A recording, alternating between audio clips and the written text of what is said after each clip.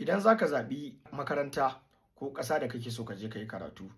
ka sani cewa duk da cewa akwai ƙasashen da za su iya baka sha'awa haka kawai ko da baka san komai game da su ba, za su baka sha'awa a karon farko mai yiwuwa wataran kawai ne sunan ƙasan ne yake burge ka ko kuma wani ɗan uwanka ya taɓa zuwa ko kuma dai kawai kai tun tasowanka kaga wannan ƙasan kamar ta fi yin suna a sunayen ƙasashe da ka sani. To ina ba da shawara da ka ɗan ɗauki lokaci tukunna, ka je ka ɗan yi bincike akan ƙasan, sannan kuma ka yi bincike akan jami'o'inta, ka duba ga shin jami'o'inta kan ko ma wanne kake so ka je, shin wani mataki suke a jeren giyan jami'o'in duniya. Idan wannan ƙasa jami'o'inta ba wai jami'o'i bane da suke da wani tasiri, ba sa cikin wani jeren giya na can sama, wataƙila ma ana iya samun jami'o'i a Najeriya wayanda ma sun fi su daraja.